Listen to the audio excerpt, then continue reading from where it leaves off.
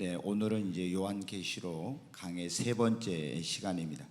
우리가 지난 시간에 이 사도 요한이 patmos에서 예수님께 계시를 받아가지고 소아시아에 있는 7교회에게 이제 그 계시 받은 것을 편지로 써서 보냈다, 이런 말씀을 드렸어요. 그런데 이제 첫 번째 그 편지를 보내면서 그들에게 문안 인사를 하는데, 성삼위 하나님의 이름으로 문안 인사를 하는데 그들에게 두 가지가 있기를 원한다 그랬습니다. 은혜와 평강이 여러분에게 있기를 바란다고. 오늘 여러분에게도 이 은혜와 하나님께로부터, 성삼위 하나님께로부터 은혜와 평강이 임하시기를 바랍니다.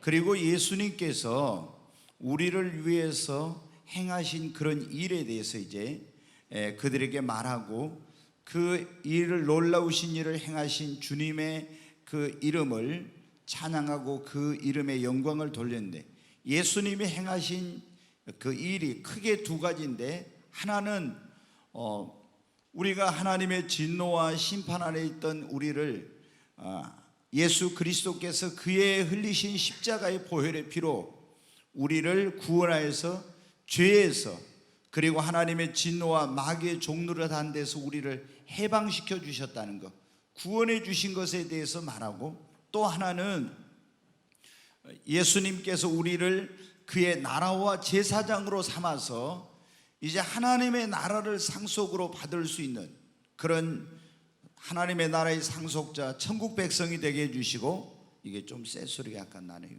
그리고 우리를 하나님을 섬길 수 있는 제사장으로 삼아 주셨다고 하는 거였습니다. 여러분, 이 제사장이 얼마나 놀라운 그런 직분인지 잠깐 지난번에 말씀을 드렸는데, 우리 모두가 예수를 믿는 사람들은 다 하나님 앞에 왕 같은 거룩한 제사장입니다. 아멘. 구약 시대에는 레위 지파 가운데서 특별한 사람들만 구별이 돼 있었다겠죠. 그런데 신약 시대에는 예수 그리스도를 믿고 구원받은 사람은 모두가 제사장, 만인이 제사장이 되는 이런 특권을 주셔서 중간에 누군가가, 이 구약시대처럼 제사장은 백성과 하나님 사이의 중재자 역할을 했는데, 이런 역할을 백성들 바로 하나님께 못 나가고 제사장을 통해서 나갔는데, 우리는 중재자가 필요 없이 누구든지 바로 예수님 앞에, 하나님 앞에 나가서 예배하고, 우리가 기도할 수 있고, 또 우리의 죄가 있으면 주님 앞에 용서받을 수 있게 된 것입니다. 오늘 이 세 번째 이제 내용은 뭐냐, 편지의 그 서론에서 우리를 위해서 이런 놀라운 일을 행하시고 하나님의 나라로 이제 예수님께서 가셨잖아요. 근데 예수님께서 하나님 나라에 가신 이유가 뭐였어요? 요한복음 14장에 보면 내가 너희를 위하여 가서 뭐를 예비하고? 처소를 예비하고, 그 처소가 예비되면 너희를 데리러 와서 너희도 나 있는 곳에 항상 있도록 하겠다, 이렇게 말씀했죠. 그런데 우리를 위해서 처소를 예비하러 가신 주님이 오늘 이 요한계시록 1장 7절의 말씀에는 어떻게 한다고? 다시 뭐 하신다? 다시 오신다는 것입니다. 재림하신다는 그런 말씀이에요.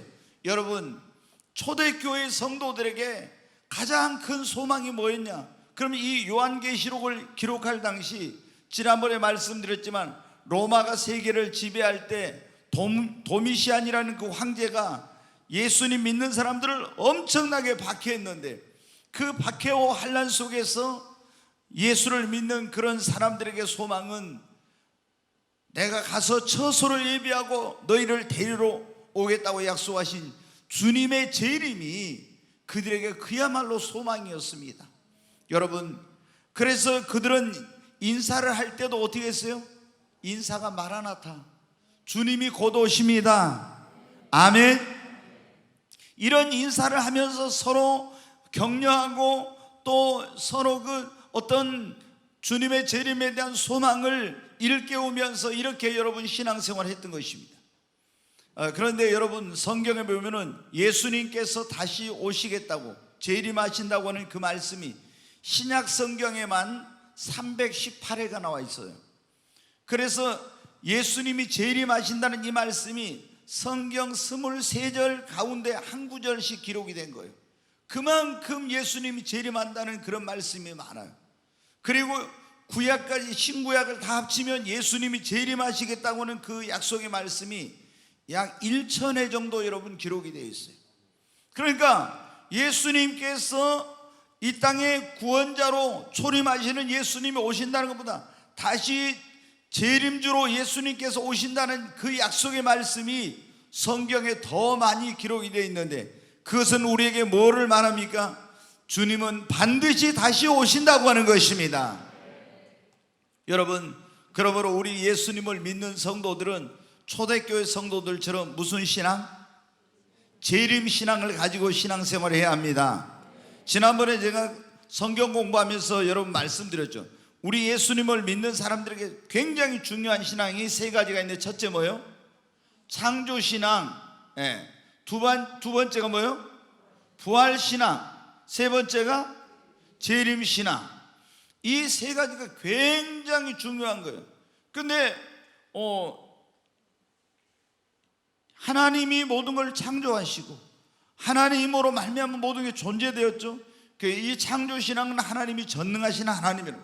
예수님 그분이 오셔서 우리를 위해 죽으시고 죽은 자 가운데 사흘 만에 부활하셔서 우리를 의롭다 하시고, 또 부활의 첫 열매가 되신 예수님은 우리에게 너희도 이와 같이 부활한다고는 부활의 산 소망을 주셨습니다. 우리가 여러분 죽음도 두려워하지 않으려면 뭐가 있어야 돼요? 부활신앙으로 무장이 돼 있어야 합니다. 죽음이 두렵지 않은 거예요. 왜? 우리는 죽어도 다시 사니까. 예수님이 뭐라, 나는 부활이요 생명이니 나를 믿는 자는 죽어도 살겠고 살아서 나를 믿는 자는 영원히 죽지 아니하리니 내가 이것을 믿느냐? 아멘. 여러분 확실히 부활을 믿습니까? 네, 우리가 부활신앙을. 그리고 이제 또 하나가 뭐냐면 재림신앙. 특별히 우리가 환난 가운데 있을 때, 고난 가운데 있을 때 우리가 그것을 극복하고 이기기 위해서 필요한 것이 뭐냐면, 주님은 다시 오신다고 하는, 나를 천국으로 데려가기 위해서 오신다고 하는 이 재림신앙이 있어야 환난과 핍박도 우리가 이길 수가 있는 것입니다. 여러분, 근데 주님은 분명히 다시 오십니다. 여러분 주님이 오신 걸 믿습니까? 정말로 믿으세요? 그러니까 주님이 어떻게 오시냐, 여기 오늘 요한계시록 1장 7절에 보면 나와 있는데 다시 한번 보겠습니다. 볼지어다 그가 구름을 타고 오시리라. 주님이 다시 오시는데 어떻게 오신다고요? 구름을 타고 오신다고. 저 하늘나라에 있는 뭉게구름을 타고 온다 이게 아니에요. 어떤 사람들은 예수님이 구름 타고 오신다니까 저 하늘에 있는 뭉게구름 같은, 그 먹구름 같은 이런 구름을 타고 오는 걸로 생각하는데 그렇지 않아요. 여러분 성경에 보면 예수님께서 감람산에서 하늘로 승천해 가실 때, 그때 제자들이 예수님이 하늘로 올라가시는 모습을 쳐다보고 있었어요. 그러니까 예수님 좌우편에 흰 옷 입은 두 사람이 있었는데 그게 누구냐면 천사들이요. 그 천사들이 그 쳐다보고 있는 사람들에게 말합니다. 하늘로 올리우신 예수는 너희가 본 그대로 다시 오시리라. 근데 예수님이 구름 타고 가셨다고 이렇게 나와 있어요. 여러분 여기서 이 구름은 저 하늘에 있는 뭉게구름 이런 게 아니라 쇠키나라고 해서 하나님의 그 임재와 영광이 가득한 그런 구름을 말하는 거예요. 이스라엘 백성들이 애굽에서 종살이 하다가 하나님의 은혜로 구원을 받았어요. 근데 구원받은 이스라엘 백성들을 하나님이 구름기둥 불기둥으로 인도를 했어요. 그래 어디로 갔냐 하면은 시내산이 있는 데로 갔습니다. 근데 하나님이 모세를 시내산으로 불러 올려요. 근데 그때 하나님께서 그 시내산에 강림하는데 여호와라 여호와라는 이런 음성이 들려요. 그런데 그 시내산에 구름이 가득했다고 이렇게 나와 있습니다. 백성들이 두려워서 벌벌 떠는 이런 가운데 있었어요. 여러분 그 시내산에 구름이 가득했는데 이거 뭐냐면 하나님의 위엄과 임재와 영광이 가득한 그걸 말하는 거예요. 자, 예수님께서 어느 날 베드로와 요한과 야고보 세 사람을 데리고 어떤 높은 산으로 올라갔어요. 우리는 그걸 어떤 사람들은 헬몬산 또 혹은 변화산이라고 하는데, 그 산으로 예수님께서 3명의 제자를 데리고 올라갔는데, 그때 거기에 예수님이 기도하시는데 예수님의 모습이 사람이 빨아서는 그렇게 희귀할 수 없을 그런 막 광채가 나는 모습으로 변화되는 거예요. 그러더니 조금 있으니까 딱 보니까 어떻게 돼요? 모세와 엘리야가 나타났습니다. 그래가지고 예수님과 대화를 하는데 뭐냐면 예수님이 별세하실 것, 어떻게 죽으실 것에 대해서 대화를 하고 있었어요. 그때 베드로가 여러분 어때요? 황홀경에 빠져가지고 그런 말을 합니다. 주여, 우리가 여기 있는 것이 좋사오니 초막을 셋을 짓되 하나는 주를 위하여, 하나는 모세를 위하여, 하나는 엘리야를 위하여 하사이다. 그런데 그때 어떻게 돼요? 구름이 그들을 덮었다고 나와 있어요. 저 하늘의 뭉게구름이 아니, 구름이 덮었는데 그 구름이 덮으니까 그들이 압도됐어요. 그 속에서 소리가 들립니다. 이는 내 사랑하는 아들이요 내 기뻐하는 자니 너희는 저의 음성을 들으라. 하나님의 음성이 들려왔어요. 여러분, 그래서 이제 엎드려졌다가 일어나서 보니까 오직 예수 외에 아무도 없었다겠죠. 그때 그 구름이 뭐냐면 세키나라고 하는 거예요. 여기 예수님께서 구름을 타고 오신다는 것은 저 하늘의 구름을 타고 온다는 것이 아니라 바로 놀라우신 하나님의 위엄과 영광으로 하나님의 임재 가운데 오신다는 거예요. 자, 마태복음 24장 30절 말씀을 한번 보겠습니다. 같이 읽습니다. 그때 인자의 징조가 하늘에서 보이겠고 그때 땅의 모든 족속들이 통곡하며 그들이 인자가 구름을 타고 능력과 큰 영광으로 오는 것을 보리라. 여러분, 그때 인자는 누구예요? 예수님, 사람의 아들로 태어나서 예수님을 인자라고 하는데, 인자의 징조가, 재림의 징조가 하늘에 보이겠고 그때 땅의 모든 족속이 통곡할 거라는, 예수님이 재림할 때.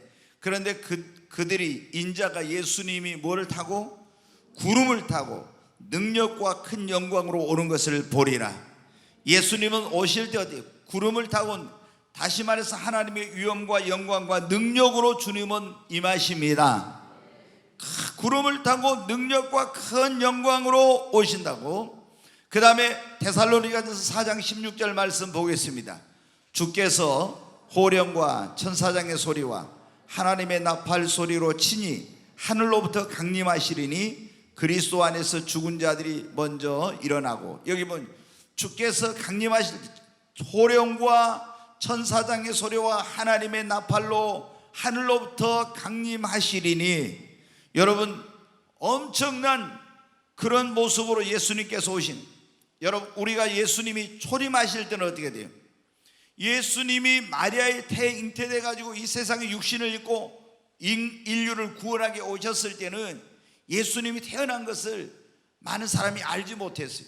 동방의 박사들, 메시아의 약속을 믿고 그걸 기다리는 사람들, 또 여러분 이 목자들이라든가 아니면 안나나 시몬이라든가 이런 아주 소수의 사람들만이 예수님이 이 땅에 오셨을 때 그거를 알고, 세상의 거의 모든 사람들이 그걸 알지 못했어요. 그런데 예수님이 재림할 때는 어떻게 됩니까? 세상 모든 사람이 다 알도록 예수님이 오시는 것입니다. 거기 보면 이렇게 나와 있지 않습니까? 거기 7절 말씀에 다시 한번 보겠습니다. 7절. 볼지어다 그가 구름을 타고 오시리라. 각 사람의 눈이 뭐라고요? 그를 보겠고 그를 찌른 자들도 볼 것이요 땅에 있는 모든 족속이 다 그를 보게 된다고. 여러분, 예수님이 재림할 때는 그냥 은밀하게 오시는 것이 아니라 하나님의 위엄과 영광과 능력과 임재와 그리고 천사장의 호령과 나팔 소리로 친히 하늘로부터 강림하실 것인데 세계 모든 만민이 다 알게. 여러분, 거기 보면 그러거든요. 각 사람의 눈이 예수님이 오시는 걸 보면 그를 찔렀던 자들도 올 것이요 땅에 있는 모든 족속이 다 알도록 예수님 오신대. 아마 여러분, 예수님이 재림할 때 그때는 어떻게 돼요? 막 CNN 같은 그런 이런 채널에서 막 전 세계 예수님이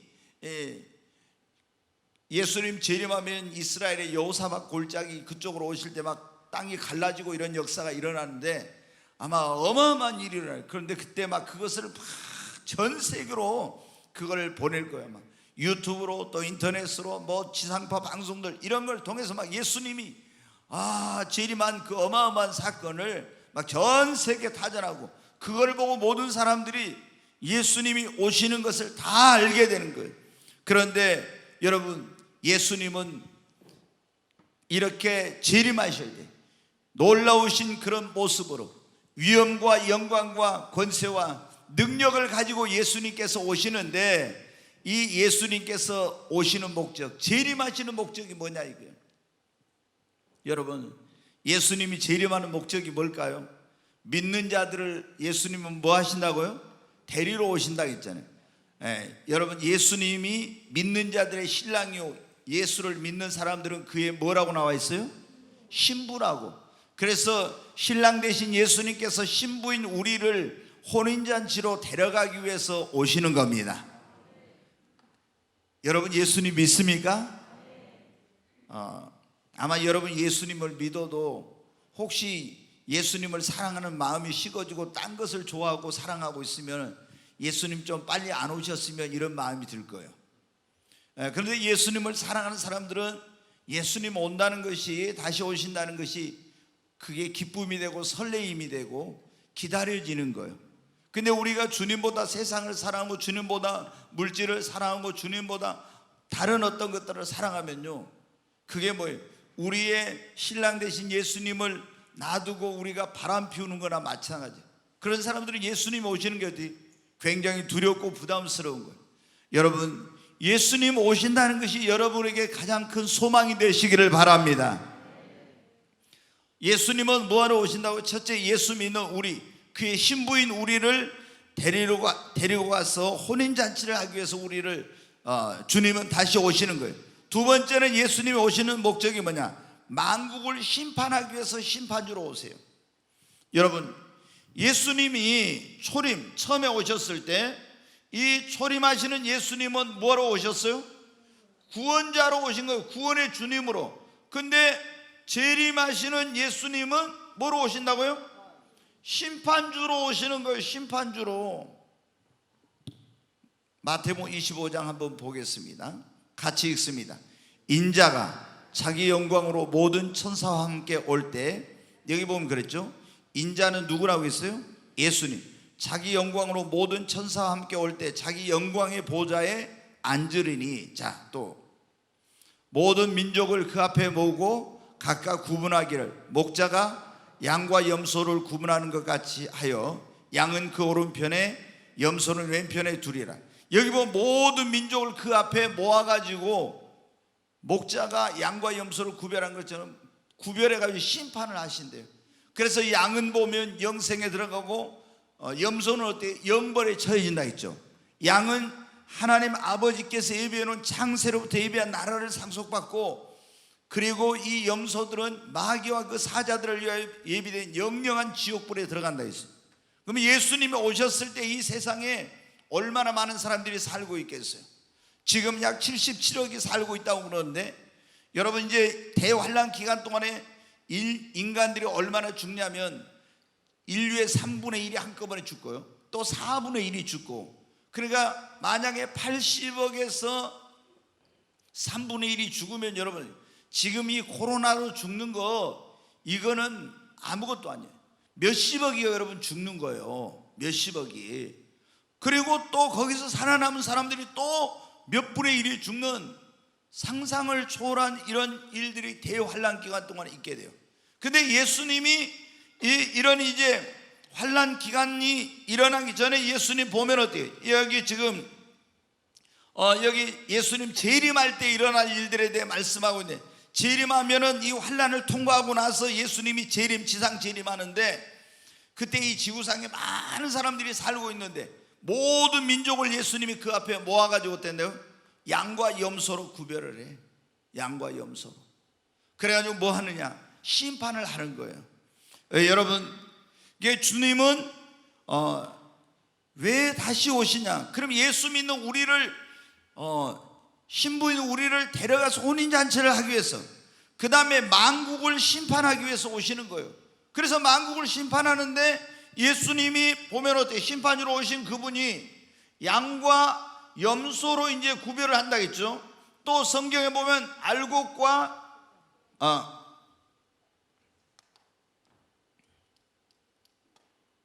곡식과 가라지가 있어요. 곡식과 가라지. 이게 이제 곡식은 하나님의 자녀를 말하고 가라지는 마귀 자식을 말해요. 그 다음에 이제 또 나온 게 뭐냐면 알곡과 뭐가 나와요? 쭉정이. 그러니까 곡식과 가라지는 근본부터가 달라요. 그렇죠? 근본부터가 달라. 예를 들어서 이게 벼다 그러면은 이거는 뭐예요? 피. 그러죠? 피라고 있죠. 논에 가면 이렇게 달라. 이게 근본부터가. 그러니까 이 곡식은 하나님의 자녀고 가라지는 마귀의 자녀예요. 이렇게 구별을 해. 그 다음에 알곡과 쭉정이는 뭐예요? 겉모습은 어떻게 돼요? 똑같아. 그러니까 이거는 뭐냐? 교회 안 다니는 사람이 아니라 교회 다니고 예수 믿는다고 하는데 그 믿는다고 하는 사람들 속에서 여러분 어떻게 돼요? 예수님이 구별을 하는 거예요. 교회 다니는 사람들 속에서 알곡은 물과 성령으로 겉맛 참 믿음을 가진 자요, 쭉정이는 교회를 다니지만 거듭나지 못한 그냥 형식적인 신앙생활을 한 사람이에요. 이거를 다 이렇게 양과 염소로 모든 민족을 또 알곡과 가라지로, 아니 곡식과 가라지로, 알곡과 쭉정이로 분리해 가지고 심판을 하기 위해서 예수님 오시는 거예요. 그리고 예수님이 오신 목적이, 자 이제 한번 보겠어요. 예수님의 재림 목적은 첫째, 신자들, 믿는 자들, 그 신부라고 했죠. 신부를 데려가기 위해서 오신다 했어요. 그 다음에 예수님은 두 번째는 뭐라고 오신다고요? 심판주로 오신다 했습니다. 이렇게 양과 염소, 곡식과 가라지, 알곡과 쭉정을 구별해 심판하고, 그 다음에 뭐냐면 예수님 보면 이 사탄을 결박해 가지고 1000년 동안 무저갱에다 가두어요. 그래서 뭐를 못하겠냐, 지금 사람들이 계속 죄를 짓고 타락하는 가장 근본적인 이유는 뭐냐, 그 마귀가 그렇게 죄를 짓도록 사람을 미혹하고 유혹을 하고 이렇기 때문에 죄를 짓는 거예요. 근데 이 사탄을 철장 권세로 결박해 가지고 무저갱에다 사람을 미혹하지 못하도록 1000년 동안 결박해요. 그리고 예수님이 네 번째 하신 일이 뭐냐면 천년 왕국에서, 하나님의 그 왕국에서 1000년 동안 왕노릇 하기 위해서 오시는 거예요. 왕노릇 하기 위해서. 그런데 이제 이 1000년 동안 예수님이 왕노릇 할 때 예수님을 잘 믿고 첫째 부활에 참여하고 이기는 자들은 그리스도로 더불어 왕노릇 하게 됩니다. 아멘. 여기는 우리 모든 성도님들이 부끄러운 구원 받지 말고, 천국에 겨우 들어가서 부끄러운 구원 받지 말고 그리스도로 더불어 1000년 동안 왕노릇하고 새하늘과 새 땅, 다시 말해서 영원한 천국에서는 새 예루살렘 성에 들어갈 수 있게 되기를 바랍니다. 여러분, 우리는 그걸 바라보고 신앙생활을 해야 돼. 이 땅에서 잠시 어떤 신앙생활은 좀 편하고 있잖아요. 아니라고 나태하고 또 적당히 하다가, 그리고 아니 세상의 어떤 사람들은 또 세상의 성공과 뭔가 이런 출세를 위해서 이렇게 하다가 신앙생활을 게을리해 가지고 구원은 받았는데 부끄러운 구원을 받으면 여러분 어떻게 되겠어요? 그렇게 하다가는 잘못하면 믿음마저도 잃어버릴 수 있어요. 여러분, 주님이 반드시 다시 오십니다. 그래서 우리를 데리러 가기 위해서, 그리고 만국을 심판하고 또 마귀를 결박하여 무저갱에 가두어서 미혹하지 못한 1000년 동안 이제 왕으로 다스리기 위해서 오시는 거예요. 그럼 이제 재림할 때 여기 이 한 구절, 짧은 구절에 굉장히 많은 게 나왔네. 예수님이 어떻게 오시나? 구름 타고 오신다. 이제 구름이 뭔가 말씀드렸죠. 그 다음에 세계 모든 만민이 다 알도록 예수님이 오신다. 또 그런 말씀드렸죠. 오시는 목적이 뭐냐? 우리를 데려가고 심판하기 위해서 오신다. 이런 말씀. 그럼 주님이 재림할 때 사람들의 반응은 뭐냐? 거기 1장 7절 말씀을 다시 한번 봐요. 볼지어다 그가 구름을 타고 오시라. 각 사람의 눈이 그를 보겠고 그를 찌른 자들도 볼 것이요 땅에 있는 모든 족속이 그로 말미암아 뭐하리라? 애곡하리라.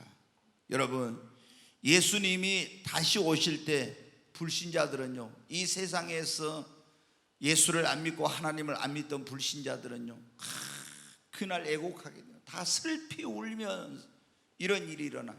왜? 하나님의 진노와 그 심판을 받을 것을 생각하면서 두려워가지고 엄청나게 모든 사람들이 이제 애곡하게 되는 거예요. 예수님 안 믿는 사람.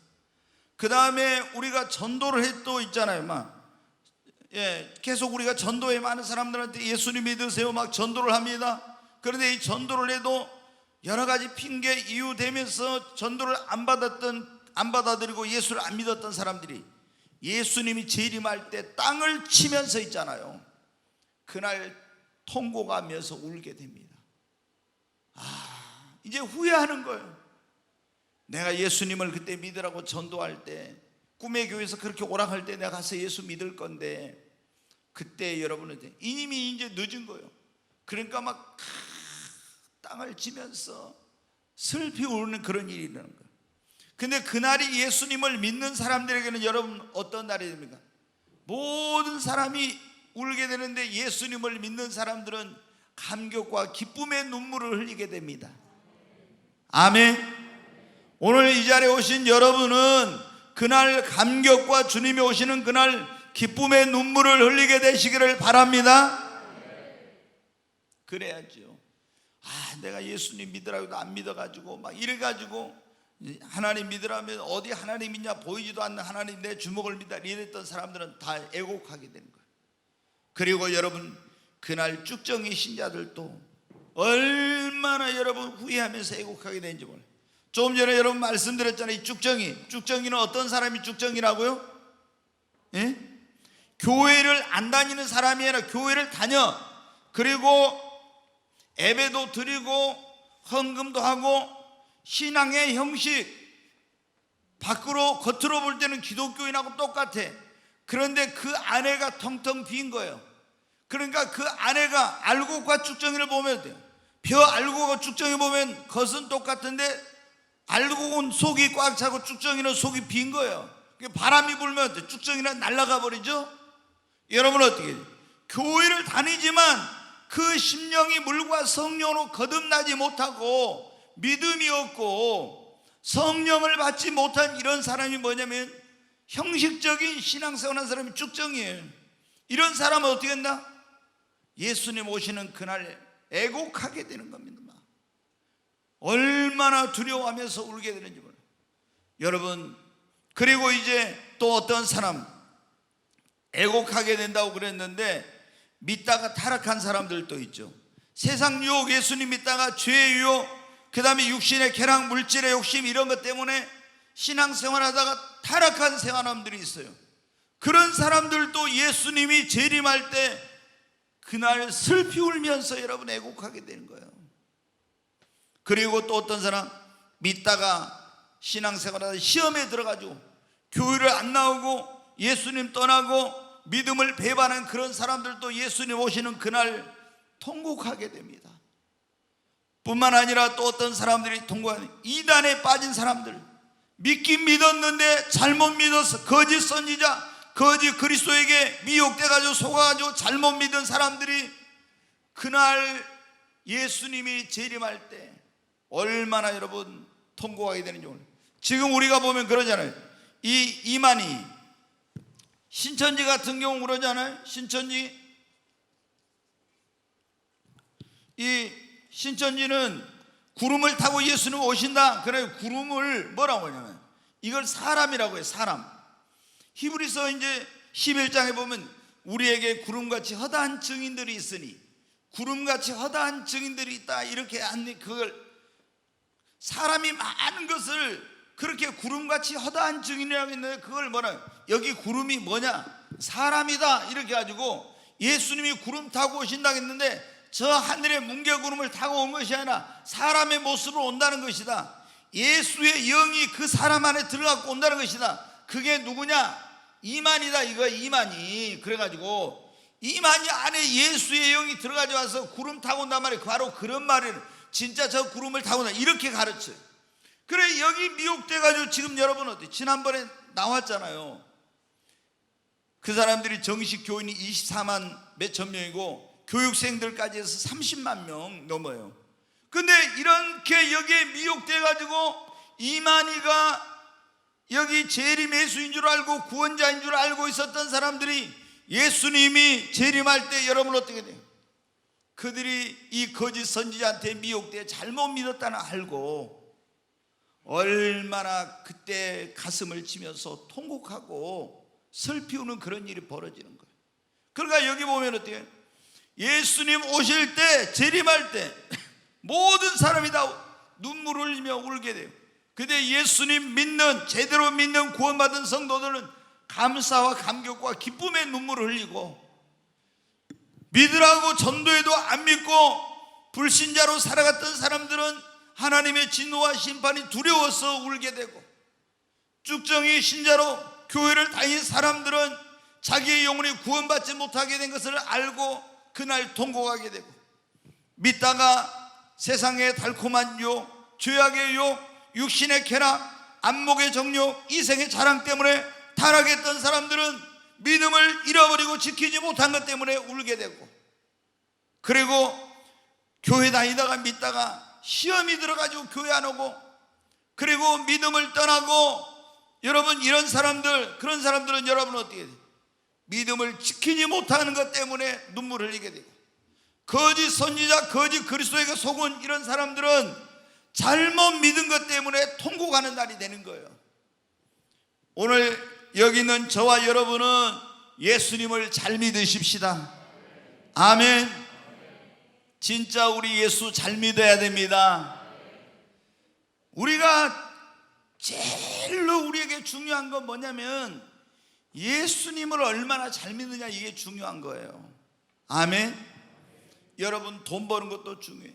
여러분이 사회생활을 잘하고 성공하고 이런 것 중요하지만은, 그러나 우선순위는 그게 아니에요. 우리의 인생의 최고의 우선순위는 예수님을 잘 믿는 것입니다. 하나님과 우리가 올바른 관계 속에 살아가는 거예요. 이 땅에서 이거는 우리가 얼마나 살겠어요?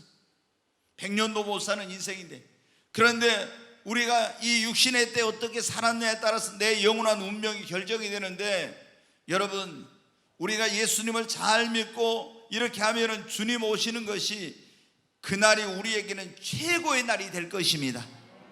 아멘. 자, 그러면은 이 주님이 여러분 주님이 오신 날을 우리가 언제 오시냐, 그거 있잖아요. 언제 주님이 오시냐. 주님 언제 오세요? 이제 다 이거 씌워놓으니까 난 벙어리다 이제 말 안 한다고 이제 저랬는데, 네, 그래. 자, 성경에 이제 나왔잖아요. 예수님이 언제 오시냐? 예수님이 언제 오십니까? 그날과 그 시는 몰라요. 그렇죠? 자, 마태복음 24장 30절 한번 보겠습니다. 36절 같이 읽겠습니다. 그러나 그날과 그때는 아무도 모르나니 하늘의 천사들도 아들도 모르고 오직 아버지만 아시나. 주님 오신 날 알 수 있다, 모른다? 몰라요. 아무도 모른다니 그러지. 아무도 몰라. 그날과 그때는 그 시는 아무도 몰라. 오직 누구만? 아버지만. 여기 천사도 아들도 모르고. 그럼 또 어떤 사람은 그래? 하나님이 무슨 하나님이에요? 삼위일체 하나님인데 어떻게 또 아버지만 알고 아들은 모르냐, 막 이런. 그렇게 그냥 우리가 자기의 어떤 것으로 그걸 넘어가지 말아요. 그냥 주님이 말씀하셨으면 그대로 믿어요. 아멘. 그날과 그 시를 안다, 모른다? 예수님 오신 날은 아무도 몰라. 여러분이 만약에 어젯밤에 꿈에 계시를 받아가 천사가 나타났어. 오건사님이 뭐라고 해요? 목사님, 주님이 몇 년 몇 월 며칠 날 오신대요. 뭐 한 달 있다 오신대요. 막 이랬다고 해요. 그러면 어떻게 돼? 저한테는 얼마나 혼날 겁니다. 그래도 자기가 뭐 계시 받았다는 사람은 어떻게 돼요? 막 큰 소리 빵빵 쳐. 그래가지고 어때? 여기 집사님한테 가가지고 어때? 집사님, 내가 어제 주님 계시 받았는데 주님이 몇 월 며칠 날 오신다. 그러면 아이 그런 소리 하지 마 이래야 될 건데 진짜? 뭐 이래가지고 있잖아요. 또 이래가지고 속아 넘어간 사람들이 얼마나 많습니까? 그렇잖아요. 교회 역사를 보면은 여호와의 증인은 있잖아요. 예수님을 오신다고 몇 월 며칠 날 오신다고 8번이나 말했어요. 8번. 근데 8번 다 어떻게 돼요? 안 맞았어요. 안 맞아요. 8번이나 14만 4천 명 차면 예수님 온다 이래가지고 8번 했어요. 근데 다 안 맞았어. 불발이야. 그 다음에 여러분 제7 안식일 교회라고 있죠. 그 사람들은 제7 안식일, 그러니까 우리가 말하는 이런 주일을 안 지켜. 금요일 해질 때부터 토요일 해질 때까지 안식일, 구약의 안식일을 지켜 지금도. 그런데 그 사람들이 어떻게 돼요? 예수님 재림 언제 하신다고 또 날짜 계산해가지고 뭐 유튜브 가운데 여러분 있죠. 혹시 여러분 그 보면은 이게 이 사람들이 그 종말에 대해서 연구를 많이 하는데 그리스도인들이 잘 많이 미혹이 돼. 그 유튜브에 보면 손개 뭐라고 있잖아요. 해갖고 이 목사가 나와. 말을 아주 굉장히 잘해요. 근데 그런 사람들 여러분이 유튜브를 보면 안 돼. 이 종말에 대해서 이 제7 안식일 교회가 굉장히 많이 가르치거든요. 그래서 몇 년 몇 월 며칠 온다고 해갖고 안 왔어. 계속 불발이 돼. 그러니까 어떻게 돼? 예수님이 하늘에서 나왔는데 저 지상까지 안 오고 하늘에서 왔다가 하늘의 성소로 들어가 버렸다고 해갖고 지금 거기서 무슨 조사 심판인가 하고 계신다고 그래요. 하여튼 그런 게. 그 다음에 여러분 어떻게 해요? 우리가 이제 얼마 한 꽤 됐죠. 그분이 이제 죽은 지가 조이성이라고 영생교라고 있었죠. 영생교 거기도 어떻게 돼요? 몇 년 몇 월 며칠 날 예수님 온다. 그래가지고 그때 고르바초프가 소련 그 소비에트 연방의 그 서기장이었는데 고르바초프도 내가 한마디만 하면 어떻게 되고 막 다 막 이러는 거예요. 자기가 뭐 세상을 다 움직이는 사람처럼. 그리고 뭐 이슬 성신이 임해가지고 영생하고 안 죽은다고 했는데 어떻게 했어요? 죽었어. 그 지금 이만희도 여러분 어때요? 자기가 안 죽는다 한데 어떻게 해요? 뭘 안 죽어. 지금까지 그런 사기꾼들이 많았어요. 종교 사기꾼. 근데 저는 보면 그래요. 그 사기친 놈도 나쁜 놈이지만은 왜 그런 사기꾼한테 속아가는지 나 그 사람들도 이해가 안 되는 사람들이야. 아니 어떻게 사람이 안 죽고 살아요? 우리가 예수님처럼 영화로운 몸으로 부활하면은 그때는 여러분 어떻게 돼요? 영생을 얻어가지고 부활하면 안 죽어. 그러나 지금 육신은 어떻게 돼요? 반드시 다 죽게 돼 있어요. 성경에 뭐라 했어요? 한 번 죽는 건 정해진 것이다 그랬잖아요. 근데 안 죽는다? 그럼 이건 사기꾼이야. 근데 그런 가르침에 얼마나 많은 사람들이 넘어가는지. 야 거기서 죽는다는 것은 영적으로 죽는다는 거야. 또 이렇게 가르쳐. 영적으로. 아담과 하와가 선악과를 따면 죽는다 해서 죽었느냐? 안 죽었다. 영이 죽었다 이러면서 거기에 솔깃하고 또 넘어가. 여러분 어때요? 이런 어떤 그날과 것이 또 이게 안상호 하나님의 교회라고 있죠. 그 하나님의 교회라는 또 지금 어머니 하나님의 교회 막 장길자 그 안상홍 부인을 갖다 이렇게 가지고 근데 거기도 몇 번이나 이렇게 뭐예요? 예수님이 언제 재림한다 이렇게 했어요. 그래가지고 이단들 가운데 뭐 통일교는 말할 것도 없지만은 이 신천지보다도 안상호 하나님의 교회가 이 뭐냐면 재산이 어마어마하게 많아요. 그래서 그 사람들이 어때요? 교회를 짓다가 부도난 교회는 대한민국에 거의 다 안상호 하나님의 교회에서 다 그거를 경매로 받아버렸다. 어마어마해. 왜 그러냐? 예수님 몇 년 몇 월 며칠 날 오시니까 야 헌금해. 그래야 하나님 앞에 갔을 때 큰 상을 받으니까 이렇게 해가지고 어떻게 돼요? 다 갖다 바쳐. 그리고 거기도 이혼도 남편이 교회 못 가게 하고 이러면요 이혼을 해. 이혼을 하라고. 그럼 이혼하면 이자를 받잖아요. 그럼 또 헌금하게 하고. 그런데 그런데 미쳐가지고 젊은 여자들이 가서 거기서 꼬복 노릇하고 그런 등신 같은 신앙생활을 하고 있는 거예요. 신앙생활도 아니지 완전히 미혹돼가지고. 여러분 이번에 보세요. 신천지도 작년 한 해 동안 헌금이 얼마냐? 저도 충격받았어요. 3,480m이요. 예, 여러분 봐요. 3,480m. 이야,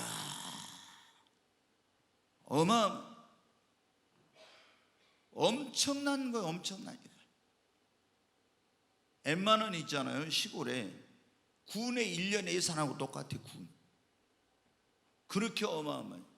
지금은 이제 얼마인지 모르겠어요. 제가 이계호 부지사님 여기 그분이 여기 부지사로 있을 때 그때 제가 뭐 할 때 보니까 한 7, 8년 전에 7년 전인가 6년 전에 그때 우리 이 전라도가 뭐냐면요, 예산이 그렇게 많지 않아. 한 5조도 안 되더라고. 5조도. 그때 서울 같은 데, 경기도 같은 데는 어마어마하죠. 근데 3,480m예요. 근데 그게 어떻게 다 그렇게 해요? 정말로 예수님 뭐한다 이런 것을 가지고 사람들을 현혹시켜 가지고 그렇게 가서 다 그래 바쳐 가지고 그런 거예요. 여러분, 예수님 오시는 날짜 알 수 있어요? 몰라요? 근데 거의 모든 이단들이 거의가 다 뭐냐면, 얼마나 우리나라 이단이 많은지 몰라. 그런데 이단들이 특징이 뭐냐면은 예수님 언제 오신다 이거 가지고 사람들을 이렇게 이제 막 그 압박을 하는 거예요. 그리고 그걸 이용해서 헌금을 하게 만들고. 여러분, 예수님 오시는 걸 알 수 있어요? 몰라요? 몰라요. 자, 마태복음 24장 한번 보겠어요. 같이 읽습니다. 그러므로 깨어 있으라. 어느 날에 너희 주가 임할는지 너희가 알지 못하는. 어느 날에 너희 주가 임할는지 안다고 모른다고요? 모른대. 누가 했어요? 주님이 말씀하신 거. 주님이 직접, 예수님이. 그 다음에 또 보겠습니다. 같이 읽습니다. 이러므로 너희도 준비하고 있으라. 생각하지 않은 때 인자가 오리라. 이것도 예수님이 하신 말씀이요. 내가 너희에게 언제 올지 알지 못하는데 생각하지 않을 때 올 것이니, 인자가 올 것이니 준비하고 있으래. 여러분, 그날과 그 시를 안다 모른다? 어떤 사람이 계시를 봐, 천사가 나타나, 주님이 나타나서 그랬다. 그러면 그걸 믿어야 돼요? 말아야 돼요? 예? 믿으면 안 됩니다. 예. 우리가 모든 무슨 계시를 받았다, 꿈을 꿨다, 뭐 음성을 듣다 이런 걸 다 해도 그것을 이제 제가 이번 돌아온 주일날 저녁에 영분별에 대해서 할 거예요. 영분별. 이게 왜 말세가 이렇게 되면 굉장히 영적으로 혼란스러우니까 이 영분별에 대해서 할 건데, 왜 교회 안에서 이제 좀 목자가 되면은, 지도자가 되면은 어떻게 돼요? 아, 저 사람이 와서 꿈을 꿨다, 뭐 음성을 들었다, 뭐 이렇게 했다, 뭐 현상이 나타나면 이게 성령 역사인지 마귀 역사인지 이런 거 알아야 되죠. 근데 모르면 어떻게 돼요? 그런데 막 헷갈리면 넘어가. 그리고 너무 제가 안타까운 게 뭐냐면, 성도들 가운데 보면요, 예수님 믿은 지 얼마 안 됐어요. 근데 이 사람이 좀 막 열심히 기도해. 그러다 이제 성령 받는 것은 신앙의 연륜하고 상관없어요. 예수님이 오래됐다고 성령 받고 이제 예수 믿었다고 성령 못 받고 그건 아니야. 이제 믿은 사람도 열심히 뜨겁게 하면 성령을 받아. 성령 받으면 어떻게 해? 처음에 양신 역사가 일어난단 말이야. 성령 역사하면 마귀 역사가 막 일어나.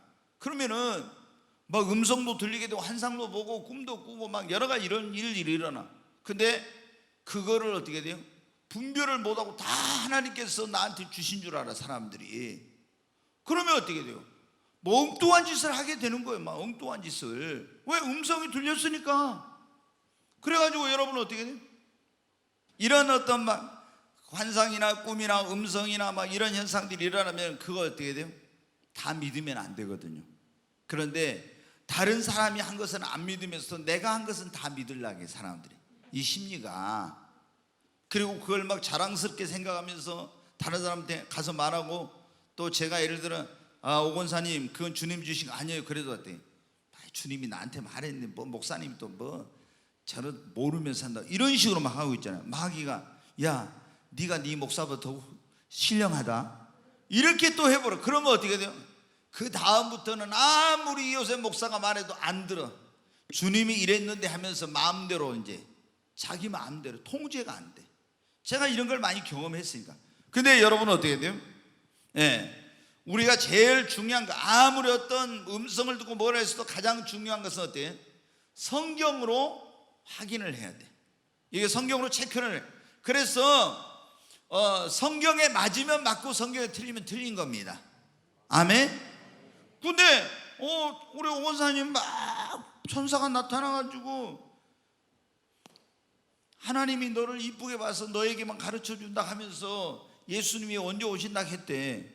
그래가지고 이제 그랬는데 성경에는 뭐라고요? 그날과 그 시는 알지 못해. 그럼 이건 누구예요?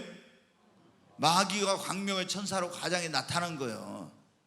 그러니까 여러분 어떻게 절대적으로 우리가 어떤 것도 어떤 우리의 체험 뭐가 있어도 그것은 성경 기록한 말씀 밖으로 넘어가지 말아 있잖아요. 그래야 우리가 현혹이 안 됩니다. 자, 그런데 예수님 오시는 날과 그날과 그 때는 모르지만 주님이 오심이 가까운 것은 알 수 있어요? 몰라요? 가까운 것은 알 수 있어. 징조를 통해서. 주님이 성경에 그랬잖아요. 예수님 오실 때 주의 임하심과 세상 끝에는 무슨 징조가 있사오리까 제자들이 물어봤잖아요. 예? 그랬죠? 저도 이제 마스크 쓰고 하니까 답답해요. 뭐 아멘도 제대로 안 나오고 이렇게 하니까. 네. 그 이제 예수님의 제자들이 물었어. 이 예루살렘 성이 무너질 때, 아니 성전이 파괴될 때, 그리고 주의 임하심과 세상 끝에는 무슨 징조가 있사오리까? 그러니까 예수님이 그 징조에 대해서 말씀해 주세요. 내가 임하고 세상 끝에는 이런 징조가 있으리라. 그게 뭐예요? 사람의 미혹을 받지 않도록 조심하라 그랬죠. 많은 거짓 선지자, 많은 거짓 그리스도가 나타나 너희를 미혹하게 되리라. 그러면 만약에 우리가 살고 있는 시대에 많은 거짓 선지자, 거짓 그리스도가 나타나면은 그러면 어떻게 돼요? 주님의 오심이 가깝다 이거요. 그 다음에 난리와 난리, 민족과 민족이 싸우고 전쟁하고 이런 일이 있을 것이다. 그럼 막 이런 일이 많이 일어나면서 주님의 오심이 가깝다는 거예요. 기근과 도처의 기근과 지진과 누가복음 21장 18절 전염병이 창궐하게 될 것이다. 그래서 지금 그런 분들이 있더라고요. 코로나 바이러스가 전 세계로 퍼졌잖아요. 이게 뭐예요? 전염병이잖아요. 근데 이 예수님이 오실 때 이것을 이제 이 주님, 우리가 사복음서가 있잖아요. 마태, 마가, 누가, 요한복음. 그런데 이 마태, 마가, 누가복음은 공관복음이라 해요. 내용이 거의 비슷해요. 그런데 이 세 복음 가운데서 종말에 대해서 말씀을 기록해 놓은 것이 있는데 거의 똑같은데 누가만 뭐라 전염병이 퍼진다고 이렇게 나와 있어요. 누가는 뭐 한 사람이에요? 의사예요. 그래서 다른 제자들은 하나 놓쳤을 수 있는데 의사니까 누가는 그걸 놓치지 않은 것 같아. 그래가지고 전염병이 퍼진다. 그래 지금 코로나가 전 세계 지금 강타하고 있잖아요. 그래서 어떤 사람들은 보니까 막 유튜브에 그렇게 뭐 하더라고. 지금 이거는 주님의 재림의 징조다 이렇게. 또 우리가 이제 그게 요한계시록 이제 쭉 하게 되면 6장에 나오는데 6장에 흰말, 붉은 말, 검정말, 청황색 말이 나와요. 근데 이제 이걸 이제 설명을 제가 하나씩 다 할 거예요, 여러분이. 근데 이 청황색 말이 뭐냐? 사망인데 이 사망이 뭐냐? 많은 사람들이 그걸 말해요. 바로 전염병, 전쟁, 기근, 복합적인 그런 건데 지금 어떤 사람들은 이 넷째 인을, 첫째 인은 흰말, 두 번째 인을 떼니까 붉은 말, 세 번째 검정말, 네 번째 청황색 말인데 네 번째 인을 떼었다고 막 이렇게 말하더라고. 왜? 막 전염병이 전 세계에 퍼지니까. 근데 기근과 지진과 전염병이 도처에 많이 일어나면 어떻게 된다? 그건 주님의 재림이 가깝다 이런 의미라는. 예수님이 그랬어요. 그리고 믿는 자들에 대한 엄청난 박해가 있을 거라고. 지금 중국을 비롯해 인도를 비롯해 파키스탄, 이슬람은 물론이거니와 아프리카 같은 그런 나라들도 어떻게 돼요? 최근 몇 년 사이 계속 기독교인에 대한 박해가 엄청나게 지금 증가하고 있어요. 여러분 아시죠? 중국은 시진핑이 그 우상화하면서 이번에 그 가장 이제 이 코로나가 많이 발생했던 후베이성이 기독교인들이 많은 곳인데 다 포크레인으로 가서 교회를 다 헐어버리고 십자가를 막 이렇게 하고 했잖아요. 근데 거기에 앞장선 그 사람이 제일 먼저 이 코로나 바이러스에 이 전염병에 걸려가지고 죽었다고 그렇게 나오고 있잖아요 지금. 그 다음에 여러분은 우리가 땅끝까지 주의 복음이 증거되고 이스라엘이 회복되는 것을 보면 너희가 무화과 나무의 비유를 배우라. 그 잎사귀가 가까운 줄 가지를 내고 잎사귀가 연하여지면 주님이 문 밖에 가까이 이른 줄 알라 그랬죠. 이스라엘이라는 나라는 몇 가지 그런 나라를 상징하는 나무가 있죠. 감람나무, 포도나무, 그 다음에 무화과나무, 이런 나무가 있어요. 그런데 이 무화과나무가 싹이 나고 잎사귀가 이렇게 하면은 너희가 가까운 줄 알라고 예수님이 오심이. 그러면 이스라엘이 여러분 어때요? 이 예수님께서 마태복음 24장에 25장 종말장인데 이때 말씀하실 때 2000년 전에 이스라엘은 나라가 로마에 의해서 멸망을 당했어요. 로마의 식민지였어요. 그래가지고 1900년 동안 이스라엘이라는 나라가 전 세계에 흩어져 가지고 있었어요. 나라를 이루지 못하고. 근데 이 사람들이 다시 고토로 돌아와서 1948년 5월 14일 날 여러분 독립을 선언해요. 그래가지고 이 1900년이 돼가지고 어떻게 넘어가지고 거의 2000년 만에 나라가 세워져. 그리고 지금 계속 그 이후 발전해가지고 어떻게 합니까? 세계에서 어느 나라도 감히 건들 수 없는 그런 나라가 된 거예요. 가장 강력한 또 우군이 있죠. 미국이라고 하는. 그 유대인들이 여러분 우리가 아는 대로 미국에 있는 아이비리그라고 하는 유명한 대학들의 교수들이 거의 뭐 20몇 %가 유대인이에요. 또 경제 뭐 여러 분야에서 전 세계에서 그런 영향력을 미치고 움직이는 그런 사람들이 다 유대인이잖아요. 노벨상을 받는 사람들 가운데 거의 3분의 1 정도가 유대인 그런 뿌리가 있는 사람들이고. 근데 이 이스라엘이 어떻게 지금 핵무기도 가지고 있고 굉장히, 그리고 예수님 이런 걸 보면 예수님의 재림이 가까운 거예요. 그 다음에 또 우리가 어떤 걸 통해서 인자가 올 때 세상은 뭐와 같냐면 노아의 때와 같다 그랬죠. 노아의 때 그럴 때 어떻게 했어요? 사람들이 먹고 마시고 시집가고 장가가고 하나님의 아들들이 사람의 딸들을 다 좋아하는 대로 자기 원하는 대로 아내를 삼고 그래가지고 어때? 음란하고 타락하고 방탕하고 이런 세상이 된다 했잖아요. 또 소돔과 고모라 같이 된다 했죠. 소돔과 고모라의 특징이 뭐예요? 동성애. 여러분 지금 우리나라도 동성애가 얼마나, 제가 충격받은 게 뭐냐면은 서울에 보면 이제 오래된 그 기독교 장로교 가운데 향림교회라고 있어요. 근데 이 향림교회에서 무슨 향림교회 이래가지고 부목사들을 내보내가지고 개척한 교회가 몇 개가 있어요. 근데 무슨 섬돌 한 향림교회인가? 이 교회 목사가 여자예요. 임뭐라고 하는. 근데 자기가 공개적으로 뭐예요? 자기는 게이다 이렇게 말했어요. 이 목사가, 여러분 이 동성애자라는 그 목사가 지금 우리나라가 이 정도예요. 목사가 동성애자라고 자기 스스로를 말을 좀. 그러니까 얼마나 동성애자들이 많은지 몰라 우리나라. 지금 우리나라도 뭐 그러면 어떻게? 우리나라만 그러면 전 세계적으로죠. 차별금지법을 유럽이나 이런 데서 만들고 미국에서도 차별금지법을 제정하고 이렇게 가지고 하는 그게 뭡니까 지금? 다 동성애를 합법화하는 그런 짓이에요. 그러니까 이런 걸 보면은 마지막 때가, 주님이 오실 때가 가까웠다.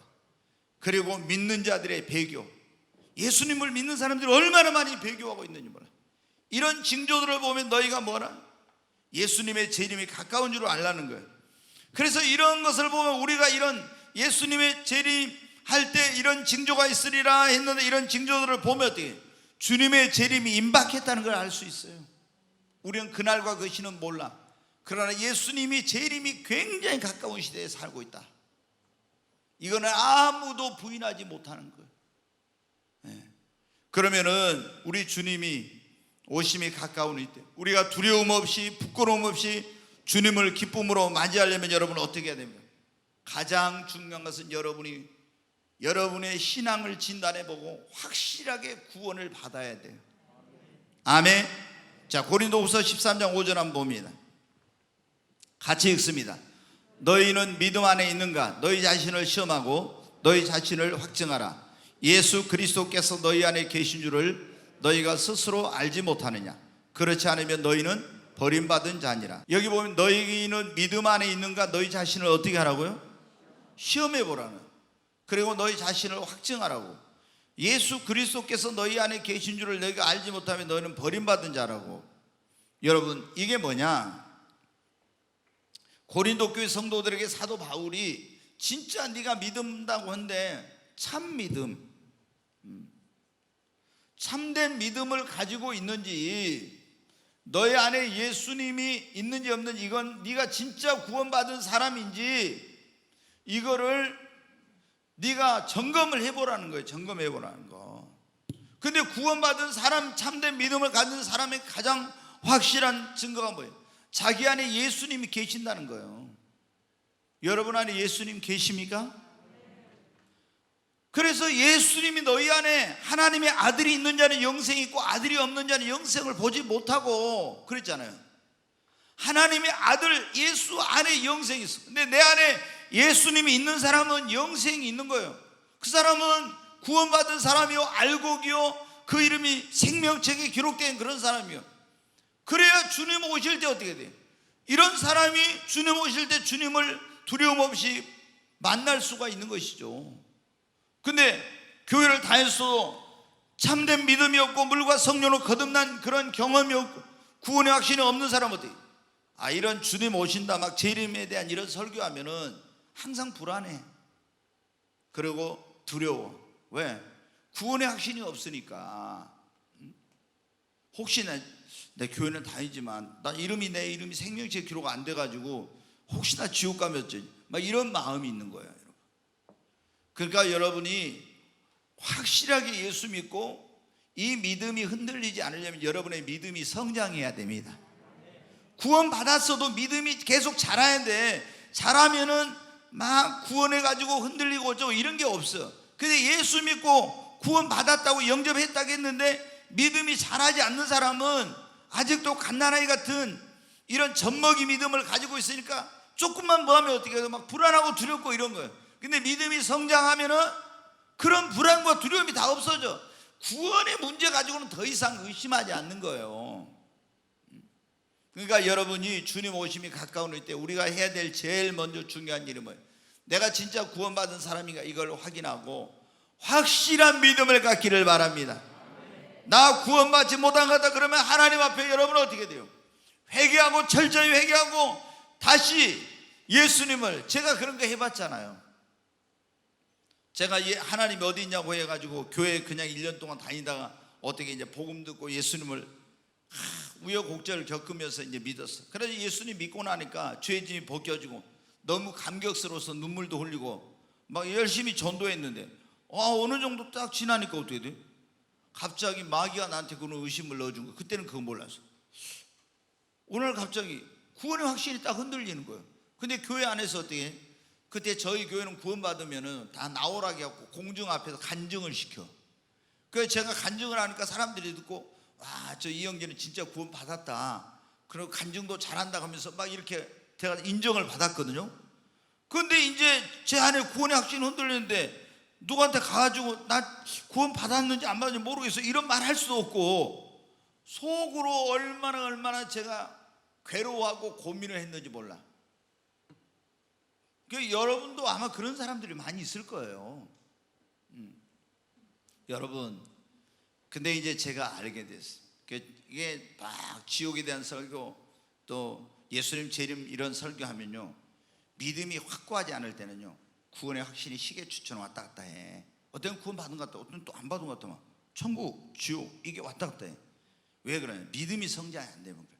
믿음이 다 어느 정도 이상으로 성장하면요 다른 것은 모르지만 구원의 확신은 더 이상 흔들리지 않아요. 아멘. 네, 여러분 제일 중요한 게 뭐라고? 구원의 확신을 가져야 됩니다. 여러분이 확실하게 이걸 하시기 바랍니다. 그래서 저는 막 그렇게도 해봤어요. 하나님, 나 다시 회개합니다 해가지고 있잖아요. 여러분들은 좀 솔직 안 한 것 같아요. 저는 솔직하게 하나님, 제가 회개합니다. 그리고 예수님을 다시 나의 마음에 건져 주님으로 영접합니다. 이렇게 막 했다고.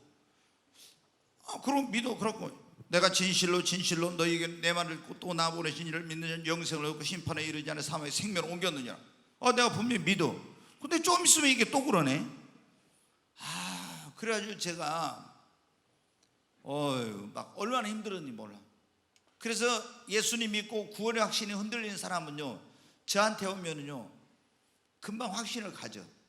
제가 그걸 다 경험해 봤잖아요. 그럼 어떻게 하면 확신을 갖는지 알잖아요. 하나님이 세상을 이처럼 사랑 독생자를 주셨으니 이는 저를 믿는 자마다 멸망치 않고 영생을 얻게 하려 하심이라. 내가 믿는데 왜 이러지?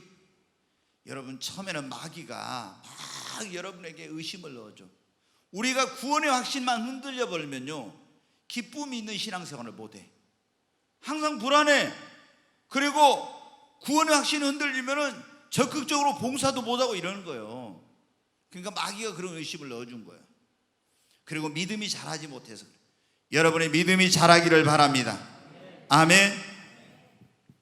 네, 그리고 이제 우리가 주님 오심이 가까운 이때 정말 해야 될 게 뭐냐? 자, 마태복음 25장 13절 같이 읽습니다. 그런즉 깨어있으라. 너희는 그날과 그때를 알지 못하느니라. 여러분 보면 너희는 뭐 하고 있으라고요?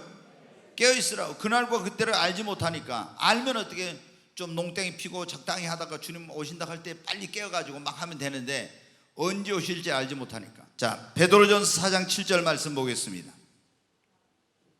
같이 읽습니다. 만물의 마지막이 가까이 왔으니 그러므로 너희는 정신을 차리고 근신하여 기도하라. 여기 보면 만물의 마지막에 가까웠으므로 그러면 너희는 정신을 차리고 근신하여 뭐를 하라고요?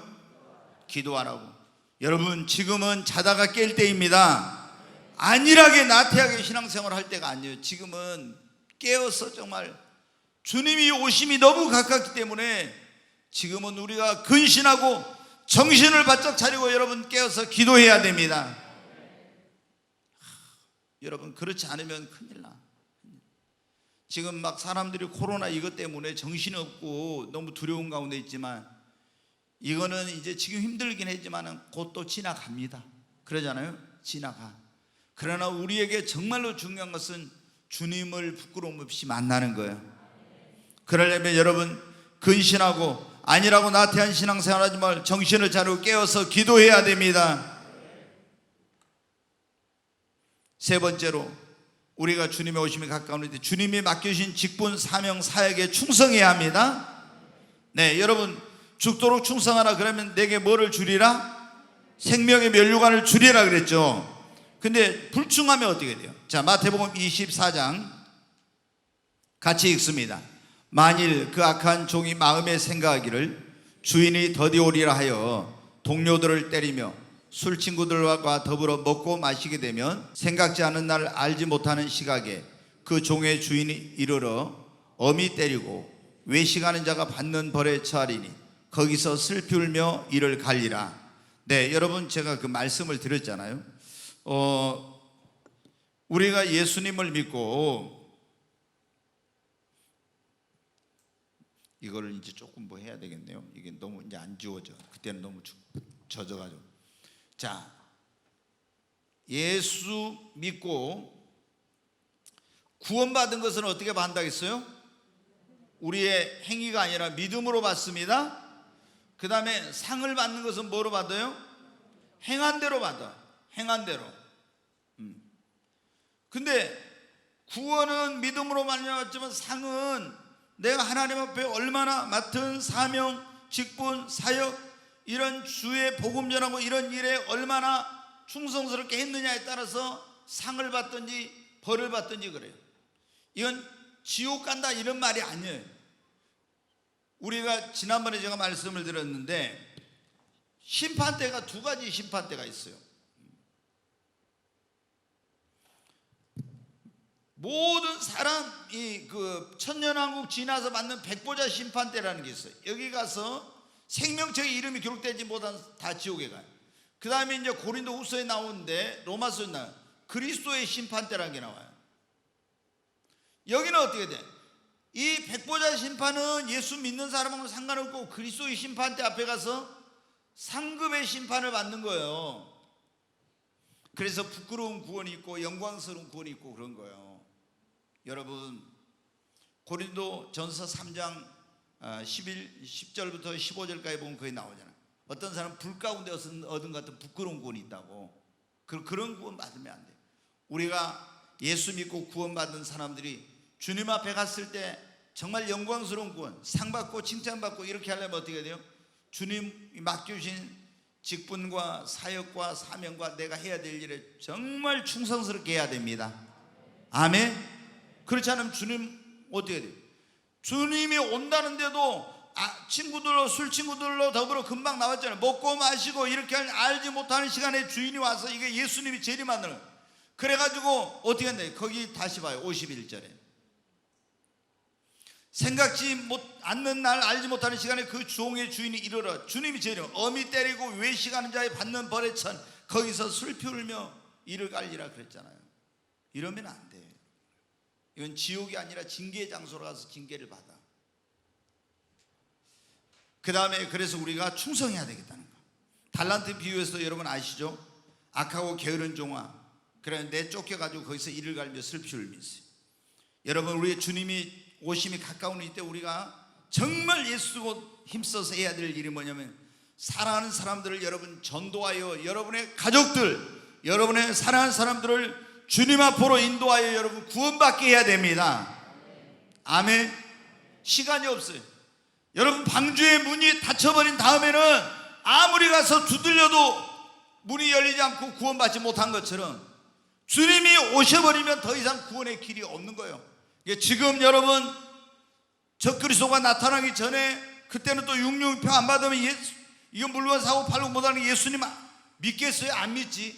지금 여러분 전도해야 됩니다. 사랑하는 여러분의 가족들 부모님 형제 자녀들이 구원받지 못했다면 눈물로 여러분 기도하고 적극적으로 전도해야 됩니다.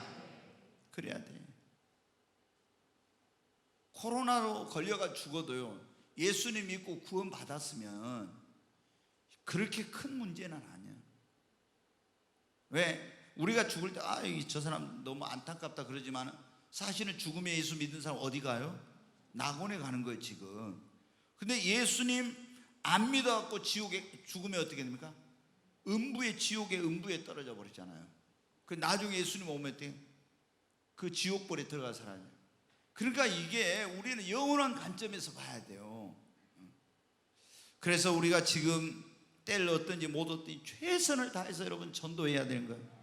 그래서 제가 이번 주일날 그랬죠. 우리가 전도 초청 주일이었는데 안 하려고 했어요. 이게 막 모이는 것도 막 무슨 교회 가는 게 예배 드리는 게 너무 당연한데 하도 막 정부에서 언론에서 이렇게 하니까 무슨 교회 가서 예배 드리는 것이 뭐 죄 짓는 것처럼 막 이렇게 사람들을 몰아가고. 그래서 내가 주님 앞에 기도해봐서 주님 이걸 이번 주일날 저희 집사람은 이렇게 하고 뭐 사람들이 또 전도해갖고 오면 그거 되겠어요? 나한테 그러더라. 내가 주님한테 난 물어봐야 되겠다. 기도했더니 뭐예요? 주님이 하라. 여러분 어때요? 한 영혼이라도 그렇게 살려야 돼요. 근데 이번에 이제 몇 명 왔잖아요. 근데 내가 이번 주일날 우리 그냥 뭐 하니까 안 하고 그냥 다음에 합시다 이렇게 했어요. 올 사람이 안 와가지고 그 사람이 이번에 와서 복음 듣고 예수 믿고 구원받을 수 있네. 복음을 못 들어 지옥 가게 되면 어떻게 해요?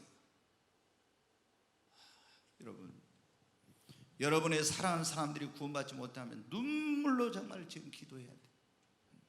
그리고 적극적으로 자 이제 얼른 제가 오늘 한 가지만 얼른 이제 드리고 말씀을 드리고 마치겠습니다. 그리스도의 신부로서 슬기로운 다섯 처녀처럼 신랑 되신 예수님을 맞이할 수 있도록 여러분 우리가 준비를 잘 해야 됩니다. 우리가 마태복음 25장에 보면 열 처녀의 비유가 나오잖아요. 근데 거기 보면 이제 제가 그걸 길게 설명은 못 드리고 그 슬기로운 다섯 처녀는 슬기로운 다섯 처녀 또 슬기로운 미련 다섯 처녀 나오죠. 그런데 슬기로운 다섯 처녀는 이 다섯 처녀 슬기로운 다섯 처녀는 뭐를 했어요? 등과 함께 뭐를 가졌어요? 등에 기름을 가졌잖아요. 미련한 다섯은 등은 있지만 기름을 준비를 안 했어. 그러니까 신랑을 못 만나 혼자집 못 들어갔어. 이 기름이 뭐냐? 믿음이다. 그 다음에 이게 뭐냐면 기름이 성령. 우리가 예수님을 믿는 사람, 이 등은 뭐냐면 신앙의 형식이에요. 외적인 모습을 이렇게 이제 등이라고 해요. 겉으로 볼 때는 믿음이 있는 것 같은데 속에가 진짜 믿음이 없어, 성령이 없고, 그러면 누구 못 만난다? 예수님 못 만나는 거예요. 형식만 있는 신앙생활 하면 안 되고 그 안에 참된 믿음과 성령이 충만해야 됩니다. 그리고 우리가 신랑 대신 예수님 만나려면 뭐를 입어야 돼? 세마포, 의의 세마포를 입어야 돼요. 예, 의의 세마포. 오늘 성도들의 옳은 행실이라고 요한계시록 19장에 나오죠. 그리고 깨어서 주님을 맞이할 준비를 하고 있어야 됩니다. 아멘. 여러분, 여기 오늘 요한계시록 1장 7절에 보니까 주님은 다시 어떻게 한다고요? 오신다고. 분명히 다시 오십니다. 그 주님의 오신다는 것이 여러분 모두의 기쁨이 되기를 바랍니다. 그러려면 우리가 구원의 확신이 있어요.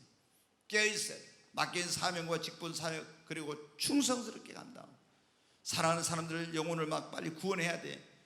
내 가족이 구원받지 못해 주님 오신다고, 금방 오신다고 하면 어떻게 돼? 주님 조금만 더 있다 오세요, 이런 마음이 들어. 왜? 주님 오시면 구원 못 받으니까 지옥 갈까봐. 그러니까 빨리빨리 전도로 해가지고 예수님 믿게 만들어야 돼요. 그리고 내 안에 정말 믿음 충만, 성령 충만해야 됩니다. 의의 세마포를 입어야 됩니다.